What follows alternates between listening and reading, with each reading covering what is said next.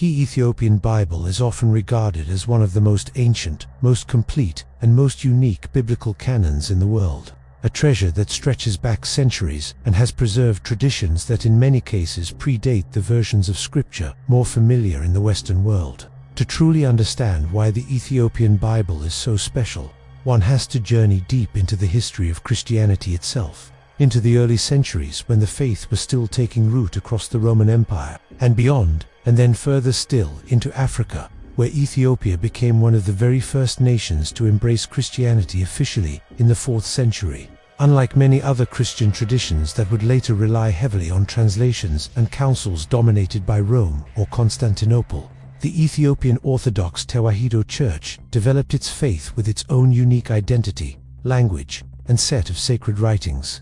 What makes the Ethiopian Bible so fascinating is not only its age but its content. While most Christians are familiar with the 66 books of the Protestant Bible or the 73 books of the Catholic canon, the Ethiopian canon includes more than 80 books, making it one of the largest and most inclusive collections of biblical texts preserved by any Christian community. It does not only include the familiar Old and New Testament texts, but also incorporates books that are considered apocryphal or deuterocanonical elsewhere, such as the Book of Enoch, Jubilees, the Ascension of Isaiah, and other writings that shed new light on the worldview of ancient Jews and Christians. These texts, long excluded or forgotten in the West, remain central in Ethiopia and are still read as scripture, forming part of the living faith of millions. The question then arises, why did the Ethiopian Church preserve these writings when other traditions rejected them? The answer lies in the historical trajectory of Christianity in Ethiopia itself. The Ethiopian Orthodox Church traces its lineage directly back to the earliest centuries of the faith. According to tradition, it was a royal court official from Ethiopia, the famous Ethiopian eunuch mentioned in the Book of Acts, who first brought Christianity back to his homeland after being baptized by Philip the Evangelist. Later, in the 4th century, King Ezana of the Aksumite Empire officially converted to Christianity, making Ethiopia one of the first nations in the world to adopt Christianity as a state religion, even before many European kingdoms.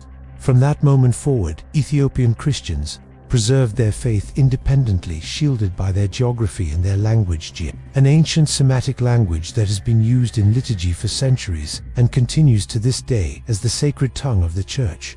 Because of this relative isolation from the controversies and councils that shaped the canon in Europe, the Ethiopian Church maintained a broader and more ancient collection of writings that had circulated among early Christians and Jews, preserving traditions that elsewhere were lost or suppressed. Among these writings, the Book of Enoch stands out. For centuries, scholars and theologians in the West only knew about Enoch through references in other works, such as the Epistle of Jude in the New Testament. But in Ethiopia, entire manuscripts of the Book of Enoch survived in Gies, copied and read as scripture for generations. The book describes in vivid detail the story of the Watcher's fallen angels, who descended to earth and corrupted humankind, giving rise to giants and chaos. And it explores visions of heaven, prophecy and judgment that shaped the worldview of early Jewish apocalyptic thought. For Ethiopian Christians, Enoch was never a forgotten voice, it was part of their scripture.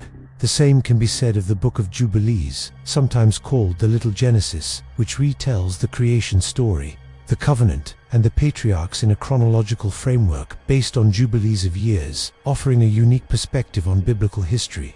The Ascension of Isaiah, another book included in the Ethiopian canon, provides mystical visions of the prophet Isaiah's journey through the heavens, a text that shaped early Christian ideas of the afterlife and divine revelation. These writings, preserved in the Ethiopian Bible, paint a picture of a faith deeply rooted in ancient traditions that connect Judaism, Christianity, and Ethiopian identity.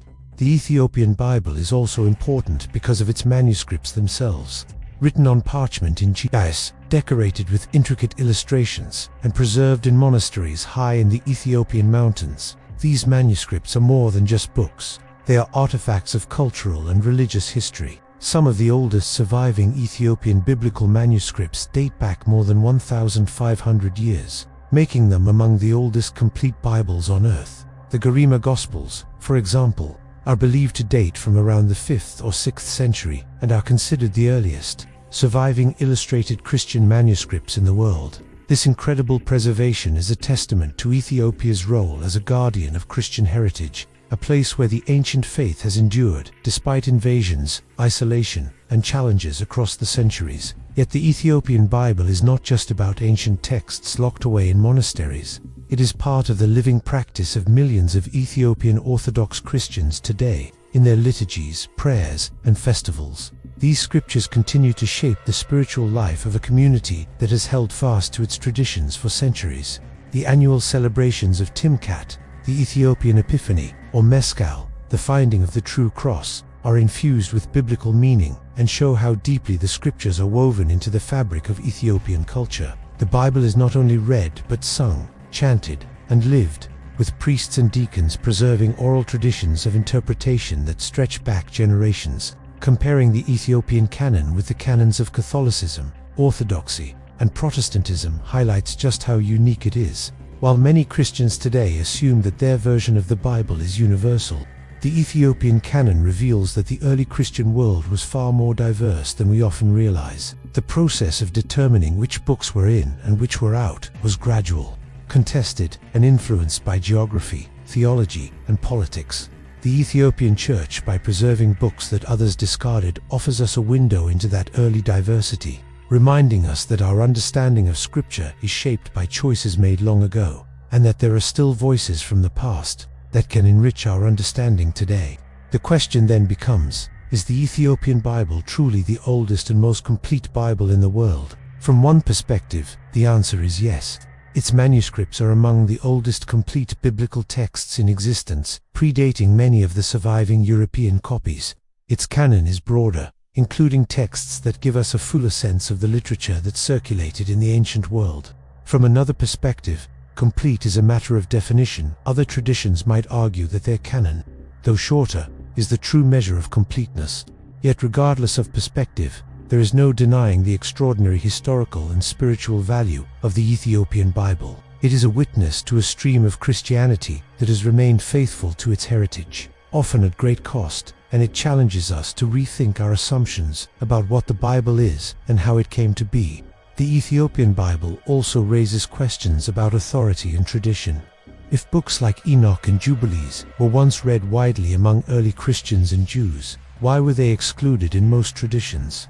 Was it because their teachings were too mystical, too challenging, or simply because later councils wanted to streamline doctrine? The Ethiopian tradition suggests that these texts still have value, offering insights into the mysteries of God, the struggles of humanity, and the hope of salvation.